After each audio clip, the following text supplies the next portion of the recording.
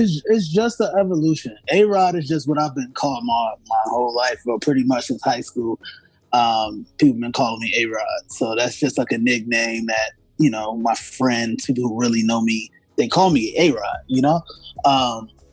I was in a band, which, the band is still going, but it was called Av Da Vinci, and I was the lead singer as a hip-hop band. Like, so we, I still did pretty much what I do as Points, but as a part of that band.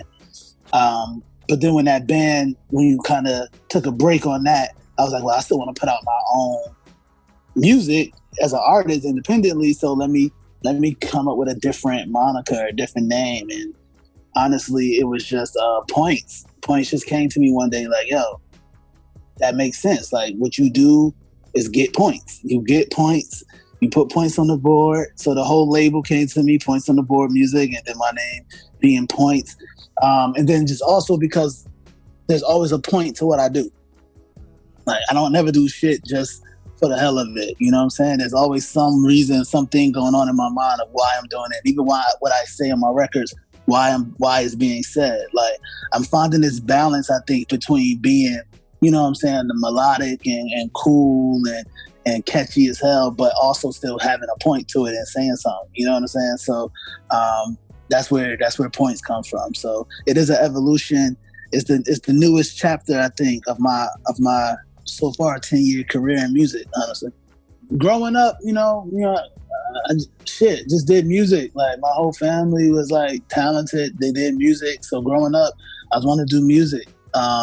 I started off as a kid, like, taking the melodies I heard from other songs and putting my own words to it. Like, I remember I wrote my first song when I was like 6 years old, like a full complete record on the piano, and so just always been writing songs. When I was in high school, I wanted to be an artist, and then grandmother, who I was living with at the time, wasn't really feeling the artist, trying to be an artist, so she kind of shut that down.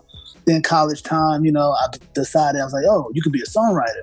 Oh shit, I didn't know that. I'm like, all right, let me get into the songwriting thing. Took time, 3-4 years, and then finally was able to break into the industry that way. And so being an artist has always been a part of me. So I think just wanting to put out music is what I want to do, So whether that means I'm producing it, whether I'm writing it, whether I'm the artist, like whether it's going in a TV show that I'm working on to produce, like however to get my creativity out, it's just how I want to do it. So it was the freedom of music. It was where hip hop, that gel between R&B and hip hop, that more melodic, singy, rap type of shit. Like, that's kind of what I honed into. I'm like, yo, this is the future right here.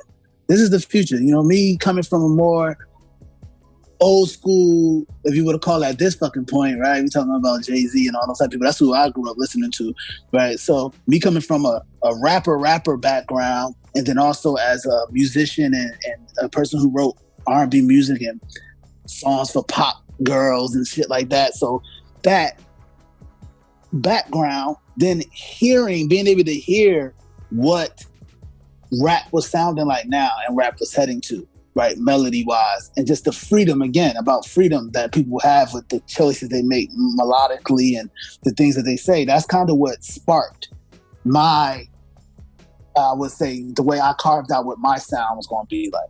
You know what I'm saying? It was like, okay, let me be free. Let me be free.